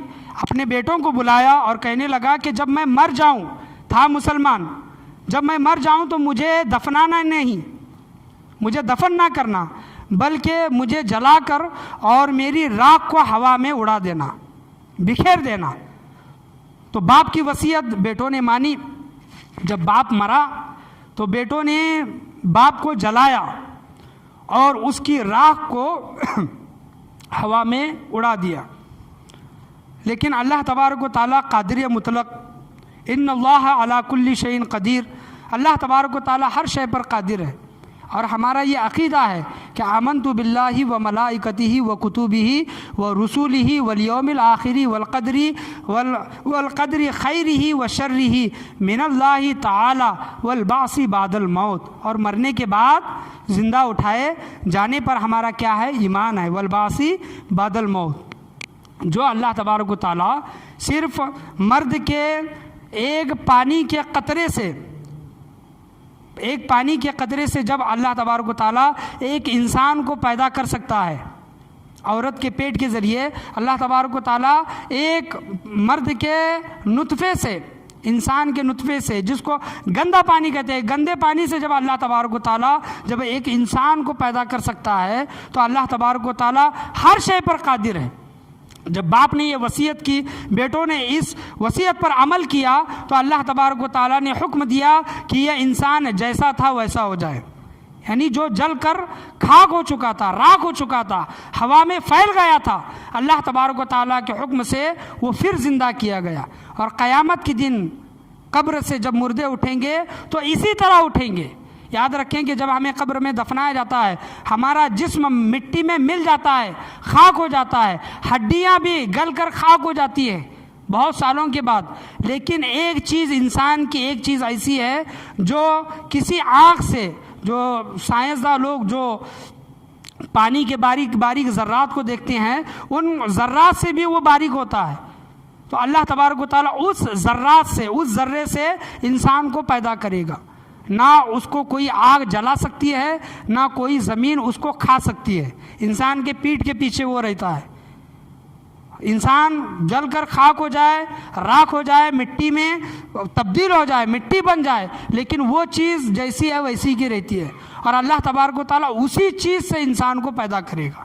اور یہ ہمیں اس وقت وہ منظر تو دیکھنے ملے گا، لیکن جو میں نے آپ کے سامنے بات بیان کی کہ پانی کے ذرے سے ایک انسان کی پیدائش ہوتی ہے، تو اللہ تبارک و تعالیٰ ہر شے پر قادر ہے۔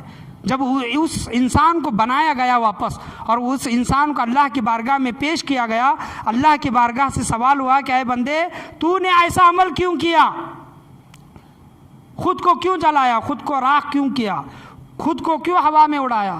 تو وہ بندہ کہتا ہے کہ اے باری تعالیٰ میں نے گناہ بہت کیے تھے، باری تعالیٰ میں نے گناہ بہت کیے تھے اور میں تیرے خوف سے لرزتا تھا، میں تیرے خوف سے ڈرتا تھا۔ اے باری تعالیٰ تیرا خوف بہت سخت ہے، ان بطش ربک لشدید، اللہ کی پکڑ بہت سخت ہے، جہنم کا عذاب بہت سخت ہے، جہنم کو ہم نے ہلکے میں لے لیا ہے، جنت کو ہم نے ہلکے میں لے لیا ہے، آخرت کو ہم نے ہلکے میں لے لیا ہے، اور دنیا کی زندگی میں مست ہو کر جہنم کو بھی بھولے بیٹھے ہیں، جنت کو بھی بھولے بیٹھے ہیں، اور آخرت کے دن کو، حساب و کتاب کے دن کو بھی بھولے بیٹھے ہیں۔ وہ شخص کہتا ہے کہ اے باری تعالیٰ میں ڈر گیا، میں خوف کھا گیا کہ کہیں تو میری پکڑ نہ فرمائے، اس وجہ سے میں نے یہ عمل کیا۔ اے باری تعالیٰ میں تجھ سے خوف رکھتا ہوں۔ اللہ تبارک و تعالیٰ فرماتا ہے کہ جب تو دنیا میں مجھ سے اس طرح خوف رکھتا ہے کہ اپنے آپ کو جلا کر راکھ کر دیتا ہے اور وہ راکھ ہوا میں اڑا دیتا ہے، اے بندے جا، اسی خوف کے بدلے میں تیری بخشش و مغفرت فرماتا ہوں، اسی خوف سے میں تیری بخشش و مغفرت فرماتا ہوں۔ تو خوف بھی انسان کے دل میں ہونا چاہیے، امید بھی انسان کے دل میں رکھنی چاہیے، اور یہ دونوں چیزیں لے کر انسان کو زندگی گزر بسر کرنے کی کوشش کرنی چاہیے۔ پڑھیں ایک مرتبہ درود شریف، اللہم صلی علی محمد وعلی آل محمد وبارک سلم صلی علیہ، الصلاۃ والسلام علیک یا رسول اللہ صلی اللہ تعالیٰ علیہ وسلم۔ قبرستان جانے کا معاملہ، قبرستان جا کر اپنے لوگوں کے لیے بخشش و مغفرت کرنے کا معاملہ، یہ طریقہ کار حضور صلی اللہ تعالیٰ علیہ وسلم سے ثابت ہے، جیسا کہ میں نے ترمذی شریف اور مدارج النبوہ کی حدیث میں نے آپ کے سامنے بیان کی۔ تو ایک روضۃ الریاحین، یہ کتاب میں بڑی کتاب ہے بزرگان دین کی، اس کتاب میں ایک واقعہ آیا ہے، ایصال ثواب جو ہم کرتے ہیں اپنے مرومین کے لیے، چاہے وہ اس کی شکل کوئی بھی کیوں نہ ہو، کچھ بھی کیوں نہ ہو۔ تو علماء کرام اپنی کتاب میں ایک واقعہ نقل فرماتے ہیں کہ ایک اللہ کے ولی کسی بستی سے گزر رہے تھے، گزرتے گزرتے جب ان کو تھکاوٹ محسوس ہوئی تو انہوں نے سوچا کہ تھوڑی دیر میں آرام کر لوں، اور جس بستی میں وہ رکے تھے وہیں پر ایک قبرستان تھا، تو قبرستان کے بازو میں ہی وہ آرام کرنے کے لیے رکے، اور انہیں آنکھ لگ گئی، سفر کر رہے تھے، آنکھ لگ گئی تھکاوٹ کی وجہ سے۔ جب وہ سوئے تو کیا دیکھتے ہیں کہ خواب میں وہی قبرستان کا منظر ہے، جو بازو میں جو قبرستان تھا۔ اور قبرستان والوں کا معاملہ کیا ہے کہ ہر کوئی انسان اپنی قبر سے اٹھ رہا ہے، اور فرشتے کوئی چیز تقسیم کر رہے ہیں، اور ہر کوئی قبر والا اٹھ کر چھینا چھپٹی کر رہا ہے، وہ چیزیں لینے کی کوشش کر رہا ہے۔ اور ایک وہ بزرگ دیکھتے ہیں خواب کی حالت میں کہ ہر کوئی اس میں لگا ہوا ہے، لیکن ایک انسان ہے جو قبر پر اطمینان سے بیٹھا ہوا ہے، آرام کے ساتھ، سکون اطمینان کی حالت میں بیٹھا ہوا ہے۔ خواب ہی کی حالت میں وہ بزرگ اس انسان سے پوچھتے ہیں کہ یہ معاملہ کیا ہے، یہ کون ہے اور یہ کیا کر رہے ہیں؟ تو وہ انسان کہتا ہے کہ اللہ کے فرشتے ہیں، اور جو لوگ اپنی قبروں سے اٹھے ہیں یہ مرحومین ہیں، مرحومین کی روحیں ہیں، ان کے گھر والے یا پھر دوست احباب جو دیگر لوگ جو ایصال ثواب کرتے ہیں، درود و سلام پڑھتے ہیں، قرآن شریف پڑھتے ہیں، نیک دعائیں وغیرہ صدقات خیرات کرتے ہیں، تو وہ لوگوں میں تقسیم کر رہے ہیں۔ اسی وجہ سے لوگ چھینا چھپٹی کر رہے ہیں، لینے کے لیے آگے بڑھ رہے ہیں۔ تو بزرگ سوال کرتے ہیں تو سب لوگ جا رہے ہیں، آپ کیوں نہیں جا رہے ہیں؟ آپ کیوں اتنے اطمینان سے بیٹھے ہیں؟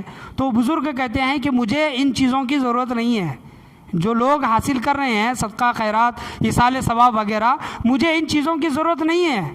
اس کی جب وجہ پوچھی بزرگ نے تو اس انسان نے کہا کہ میرا بیٹا حافظ قرآن ہے، میرا بیٹا حافظ قرآن ہے، میں نے اپنے بیٹے کو نیک بنا کر، حافظ قرآن بنا کر، اچھے راستے پر چلا کر اس دنیا سے گیا ہوں، تو میرا بیٹا روزانہ میرے لیے ایک قرآن شریف پڑھ کر مجھے ایصال کر دیتا ہے۔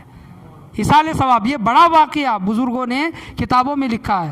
کہتا ہے وہ شخص کہ میرا بیٹا روزانہ قرآن مجید فرقان حمید کی تلاوت کر کے مجھے بخش دیتا ہے، مجھے ایصال کرتا ہے، تو مجھے ان چیزوں کی ضرورت نہیں ہے۔ تو بزرگ اس کے بیٹے کا پتہ پوچھتے ہیں خواب میں، فلاں بستی میں فلاں محلے میں جب نشانی بتائی جاتی ہے تو بزرگ اس بستی میں جا کر، اس محلے میں جا کر جب پتہ پوچھتے ہیں تو صحیح میں اس انسان کا ایک بیٹا ہے اور وہ حافظ قرآن ہے۔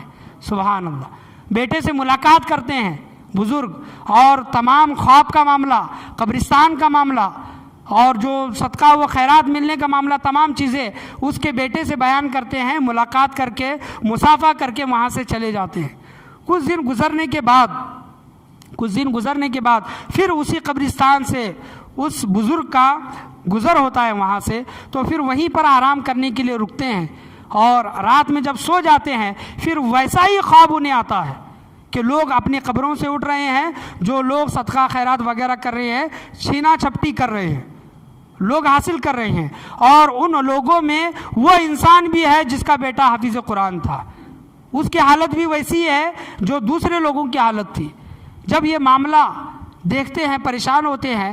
کچھ دن پہلے تو یہ انسان کی روح سکون سے تھی، آرام سے تھی، آج کیا معاملہ ہے؟ جب جا کر اس انسان سے پوچھتے ہیں تو پتہ چلتا ہے، وہ انسان کہتا ہے کہ میرا بیٹا جو حافظ قرآن تھا، جو روزانہ میرے لیے تلاوت کر کے میرے لیے بخشش و مغفرت کی دعا کرتا تھا، وہ بیٹا اس دنیا سے چلا گیا ہے۔ یعنی ایصال ثواب کرنے والی شخصیت، صدقہ و خیرات، دعائے مغفرت کرنے والا انسان بیٹا میرا چلا گیا ہے، اس وجہ سے میرے لیے دعا کرنے والا کوئی نہیں، اس وجہ سے ان لوگوں کی جیسی حالت ہے میری بھی ویسی حالت ہے۔ جب بیدار ہوتے ہیں اور اس شہر میں جا کر، اس محلے میں جا کر، بستی میں جا کر جب پتہ کرتے ہیں تو صحیح میں اس بیٹے کا انتقال ہو چکا تھا۔ تو ہمارے مرحومین جو ہوتے ہیں، یاد رکھیں، ہمارے لیے ایک ہی آس لگاتے ہیں، چاہے ہمارے دادا ہو، نانا ہو، باپ ہو، ماں ہو، بھائی ہو، بہن ہو، دوست ہو، رشتہ دار ہو، ان کی ایک ہی تمنا ہوتی ہے کہ ہمارے گھر والے ہمارے لیے بخشش و مغفرت کی دعا کرے۔ یہ آپ اور میں ابھی نہیں سمجھ سکتے، یاد رکھیں، صرف یہ بولا جا رہا ہے، صرف سنا جا رہا ہے، محسوس کچھ نہیں ہو رہا۔ محسوس جب ہوگا جب ہم قبر میں جائیں گے، جب ہمیں احساس ہوگا کہ قبر کی وحشت کیا ہوتی ہے، قبر کا عذاب کیا ہوتا ہے، قبر کی سختی کیا ہوتی ہے، اس وقت سوائے ہم اپنے گھر والوں کو یاد کرنے کے سوا کوئی معاملہ نہیں کریں گے، صرف یہی تمنا کریں گے کہ کاش میرا بیٹا، کاش میری بیٹی، کاش میری بیوی، کاش میرے گھر والے دعائیں مغفرت کرے، صدقہ و خیرات کرے، تاکہ میرے روح کو سکون مل جائے۔ یہ ہر ایک کے ساتھ معاملہ ہونا ہے، جو ہمارے پہلے چلے گئے ان کے ساتھ وہ معاملہ ہو رہا ہے، ہم یہاں پر بیٹھے، ہم بھی جائیں گے، ہمارے ساتھ یہی معاملہ ہوگا۔ تو ہم بھی سدھرے، اس عمل پر کوشش کریں، یہ عمل کرنے کی آپ بھرپور کوشش کریں، ایصال ثواب اپنے مرحومین کے لیے صدقہ جاریہ کریں، اپنے مرحومین کے لیے ایصال ثواب کرے۔ بعض لوگ یہ کہتے ہیں کہ ایصال ثواب کہاں سے ہے؟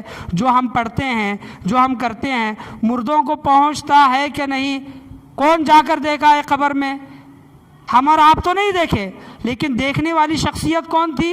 جناب محمد رسول اللہ صلی اللہ تعالیٰ علیہ وسلم۔ وہ کہتے ہیں کہ اے لوگوں، قبروں کا حال اگر تم دیکھتے تو کبھی قبرستان کی زیارت کے لیے نہیں جاتے۔ قبروں کے ساتھ، قبر والوں کے ساتھ کیا معاملہ ہوتا ہے؟ تم کبھی ہنستے نہیں، ہمیشہ روتے رہتے۔ جو میں دیکھتا ہوں اگر تم دیکھتے تو کھاتے کم، اللہ کی بارگاہ میں روتے زیادہ، ہنستے کم، اللہ کی بارگاہ میں گڑ گڑاتے زیادہ۔ یہ آپ صلی اللہ علیہ وسلم کا فرمان ہے، کیونکہ اس آنکھ نے، حضور صلی اللہ علیہ وسلم کی آنکھ مبارک جو دیکھ سکتی تھی، وہ عام انسان کی آنکھ نہیں دیکھ سکتی۔ ایک صحابی رسول، ان کی امی جان گزر گئی، یہ واقعہ آپ بخوبی جانتے ہیں، یہ حدیث آپ جانتے ہیں بخوبی۔ ان کی امی جان گزر گئی، صحابی رسول آئے اور کہنے لگے کہ یا رسول اللہ میری ماں فوت ہو گئی ہے، تو یا رسول اللہ آپ مجھے بتائیں کہ میں میری ماں کے لیے کیا کروں جس سے میری ماں کو سکون ملے۔ ایصال ثواب کا ثبوت، جو لوگ ایصال ثواب پر انگلیاں اٹھاتے ہیں اور کوشچن کرتے ہیں کہ کہاں پر ایصال ثواب کا معاملہ یا پھر ثبوت ہے، تو حضور صلی اللہ علیہ وسلم کی بارگاہ میں وہ صحابی کہتے ہیں کہ یا رسول اللہ میری ماں گزر گئی ہے، تو آپ بتائیں میں میری ماں کے لیے کیا کروں جس سے ان کے روح کو سکون ملے۔ تو حضور صلی اللہ علیہ وسلم کہتے ہیں کہ اپنی ماں کے نام پر ایک میٹھا کنواں کھدوا، کنواں باڈی جس کو ہم کہتے ہیں، کنواں کھدوا میٹھے پانی کا، اور وہ کنواں لوگوں کے لیے وقف کر دے، لوگوں کے لیے وقف کر دے۔ آج کوئی بورنگ مارتا ہے، کوئی اے سی بٹھاتا ہے، کوئی مسجد کے گالیچے بٹھاتا ہے، کوئی مسجد باندھتا ہے، تو اس وقت جو زمانے کی جو ضرورت تھی وہ میٹھا پانی، لوگوں کو پانی وہاں پر پیسوں سے ملتا تھا۔ آپ صلی اللہ علیہ وسلم نے کہا کہ ایک کنواں کھدوا، اس کنویں سے جتنے بھی لوگ پانی پئیں گے تیری ماں کو ثواب ملتا رہے گا۔ یہ ثبوت ہے جو آنکھ نے دیکھا، اور جو آنکھ جس ہستی نے بولا کہ جب تک اس کنویں سے لوگ پانی پیتے رہیں گے تیری ماں کو ثواب ملتا رہے گا۔ تو اس سے یہ ثبوت ملا جو بھی ہم اپنے مرحومین کے لیے کرتے ہیں، چاہے صدقہ و خیرات ہو یا پھر کچھ پڑھ کر بخشنا ہو، بے شک وہ اللہ کی بارگاہ میں پیش ہو کر مرحومین کے لیے وہ ایصال ثواب کا ذریعہ بن جاتا ہے، ان کے لیے راحت و سکون کا ذریعہ بن جاتا ہے۔ آج شب برات ہے، بہت سے لوگ یہ جانتے ہیں، اور یہاں پر خاص کر میرج میں میں رہتا ہوں تو مجھے اچھی طریقے سے معلوم ہے کہ لوگ کیا کرتے ہیں۔ شب برات ہے تو وہاں پر فلاں پر جاؤ 50 روپے میں ایک قرآن، وہاں پر جاؤ 30 روپے میں 100 روپے میں ایک قرآن۔ ہاں کتنے لائے؟ پانچ قرآن لے لو 500 روپے، 5 قرآن کیا کرو؟ بخشو۔ ہم یہ کرتے ہیں، ہمارا معاملہ یعنی ایزی کام کتنا آسان ہوتا ہے، پیسے گئے تو جان دے، لیکن ہم خود محنت نہیں کریں گے۔ آپ دیکھیں کہ ہم اپنے مرحومین کے لیے جو دعا کرتے ہیں، جس تڑپ کے ساتھ ہم دعا کریں گے، میں بیٹا ہو کر اپنے باپ کے لیے دعا کروں گا، آپ بھائی ہو کر اپنے بھائی کے لیے دعا کریں گے، کوئی اور نہیں کر سکتا ہے، یاد رکھیں۔ آج 50 روپے میں آپ قرآن لے کر اپنے مرحومین کے لیے ایصال ثواب کرتے ہیں، آپ چاہے تو خود ایک رکوع پڑھ کر اپنے مرحومین کے لیے ایصال ثواب کریں، 11 مرتبہ درود شریف پڑھ کر اپنے مرحومین کے لیے ایصال ثواب کریں۔ کسی نے یہ نہیں کہا کہ ایک ہی قرآن پڑھنا ہے، اگر گھر کے 4 لوگ گئے ہیں تو 4 لوگوں کو 4 قرآن پڑھ کر بخشو۔ میں تو بہت سی جگہ یہ بھی دیکھا ہوں جہاں پر فاتحہ دینے کے لیے جاتے ہیں، وہاں پر دادی کا ایک برتن ہوتا ہے، دادا کا ایک برتن ہوتا ہے، اور ایک برتن، 3 برتن ہوتے ہیں، اور بولتے ہیں کہ حافظ صاحب 3 بار فاتحہ دینا ہے، اور تینوں کا الگ الگ قرآن یہ کرنا ہے۔ اللہ کی رحمت بہت بڑی ہے، یاد رکھیں۔ اگر آپ صرف ایک قرآن پڑھ دیں، یا پھر ایک مرتبہ درود شریف پڑھ لیں، یا پھر 11 مرتبہ درود شریف پڑھ لیں، اور اللہ کی بارگاہ میں یہ دعا کریں کہ اے باری تعالیٰ، حضرت آدم علیہ السلام سے لے کر عیسیٰ علیہ السلام تک جتنے بھی مومنین والمؤمنات والمسلمین والمسلمات ہیں، تمام کو اس کا ثواب پہنچا، تو بے شک اللہ کی رحمت سے یہ امید ہے اللہ تبارک و تعالیٰ تمام لوگوں کو وہ ثواب عطا کرے گا۔ ہم یہ نظریہ، ہم نے اپنی خود کی ایک سوچ، ہم نے ایک تنگ بنا لی ہے، چھوٹی بنا لی ہے کہ ایک قرآن، ان کو ایک قرآن۔ اگر آپ ایک قرآن پڑھتے ہیں تو دعا یہ کریں کہ یہ ثواب تمام لوگوں کو ملے، ان لوگوں کو بھی ملے جن کے گھر والے ان کے لیے دعا نہیں کرتے۔ تو یہ عقیدہ، یہ نظریہ صحیح نہیں ہے، یاد رکھیں۔ اور دوسری چیز، جو لوگ یہ سمجھتے ہیں کہ ایک قرآن ہم کہاں سے پڑھیں گے، کب پڑھیں گے، کب ہوگا، کب بخشیں گے، یہ ضروری نہیں ہے۔ آپ نے جتنا بھی پڑھا ہے اتنا ایصال ثواب کر دیں، یہ بہتر ہے اور اچھا ہے۔ مثال کے طور پر، آپ کا باپ، ہمارا باپ ہمارے گھر میں ہے، اور اس گھر میں ایک نوکر بھی ہے۔ کیا ہے؟ نوکر۔ اور باپ کہتا ہے کہ بیٹا میرے پاؤں دبا دے، اور ہم نوکر سے کہتے ہیں کہ میرے باپ کے پاؤں دبا دے۔ نوکر تو پاؤں دبائے گا، نوکر باپ کے پاؤں دبائے گا ہمارا کہنا مانگ کر، لیکن باپ کو وہ سکون نہیں ملے گا جو بیٹے کے دبانے پر ملے گا، وہ سکون، کیونکہ باپ کو ایک خوشی ہوگی کہ بیٹے نے میرا کہنا مانا اور خود میرا بیٹا میرے لیے خدمت کر رہا ہے۔ یہی مثال میں آپ کے سامنے بیان کرنا چاہوں، جو ہم باہر سے قرآن لے کر اپنے مرحومین کے لیے ایصال ثواب کرتے ہیں، بھلے ہمیں قرآن پڑھنا نہیں آتا، درود شریف تو پڑھ سکتے ہیں نا، انا اعطیناک قل اللہ کا سورہ تو پڑھ سکتے ہیں نا، سورہ فاتحہ تو پڑھ سکتے ہیں نا، ہندی میں صحیح، ہندی میں دیکھ کے صحیح، یہی تو پڑھ سکتے ہیں نا، پڑھیں اور خود اپنے گھر والوں کے لیے ایصال ثواب کریں، ان کو جتنی خوشی، جتنی راحت ملے گی، کیونکہ ہمارا بیٹا، ہمارا گھر والا، ہمارے گھر والے نے خود پڑھ کر ہمارے لیے ایصال ثواب کیا ہے، تو ان کی خوشی کا ٹھکانہ نہیں ہوگا، یعنی وہ ایک الگ خوشی، وہ ایک الگ راحت انہیں محسوس ہوگی۔ اسی طرح کہ اگر ایک نوکر آپ کے باپ کے پیر دباتا ہے اور آپ اپنے باپ کے پیر دباتے ہیں، تو دونوں چیزوں میں فرق ہے، یاد رکھیں۔ دبانا تو وہی ہے، لیکن باپ کی بیٹے کی محبت اس دبانے کے ساتھ ہو جائے گی، یعنی دبا بھی رہا ہے اور محبت کا مظاہرہ بھی کر رہا ہے۔ تو بتانے کا حاصل کلام یہاں پر یہ ہے، جو ہم باہر سے چند پیسے دے کر وہاں پر قرآن وغیرہ خرید کر یہ سمجھتے ہیں کہ ہم نے اپنے مردوں کا حق ادا کیا، اپنے مرحومین کا حق ادا کیا، اور خود کچھ نہیں پڑھتے، کچھ نہیں بکشتے، تو یہ بہت بڑی نادانی ہے۔ یاد رکھیں، اپنے گھر والوں کے لیے چاہے آپ جتنا ہی کیوں نہ ہو سکے تھوڑا ہی صحیح اپنے مرحومین کے لیے پڑھ کر ایصال ثواب کرتے رہیں، کیونکہ ہمیں بھی ایک دن قبر میں جانا ہے اور ہمیں بھی اسی چیز کی آس ہوگی۔ تو اپنے خود بھی اس چیز پر عمل کریں اور اپنے بچوں کو بھی بتائیں کہ دیکھو بیٹا، آپ کے دادا ہے، آپ کے نانا ہے، آپ کی امی ہے، آپ کے ابا ہے، تو آپ ان کے لیے دعا کریں۔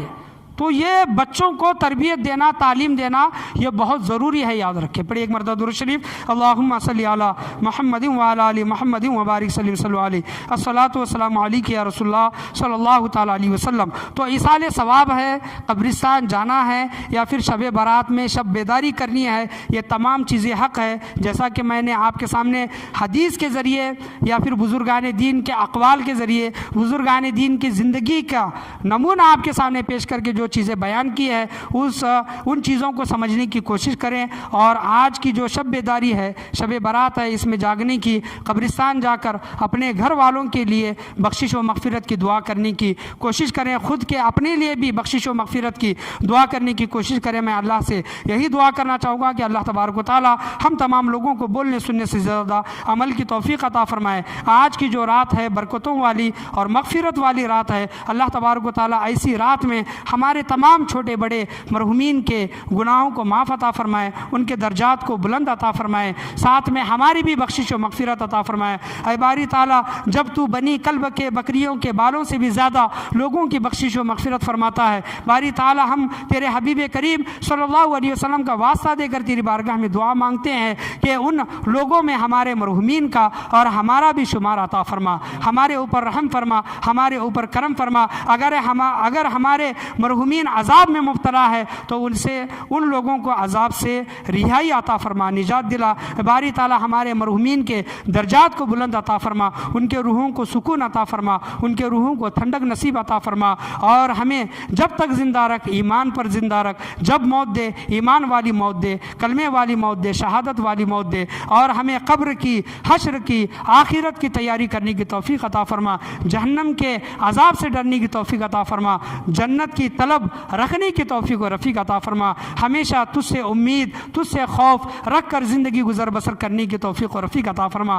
آج کے درس میں بولنے میں، سننے میں، سمجھانے میں، سمجھنے میں کسی بھی قسم کی غلطی، کمی بیشی، کوتاہی، خامی، بھول چوک ہوئی ہو، اللہ تبارک و تعالیٰ اپنے محبوب کریم صلی اللہ تعالیٰ علیہ وسلم شعبان المعظم شب برات کے صدقے میں ہم تمام لوگوں کے گناہوں کو معاف عطا فرمائے، بولنے سننے سے زیادہ عمل کی توفیق عطا فرمائے۔ لا الہ الا اللہ محمد رسول اللہ صلی اللہ تعالیٰ علیہ وسلم، وآخر دعوانا ان الحمد للہ رب العالمین۔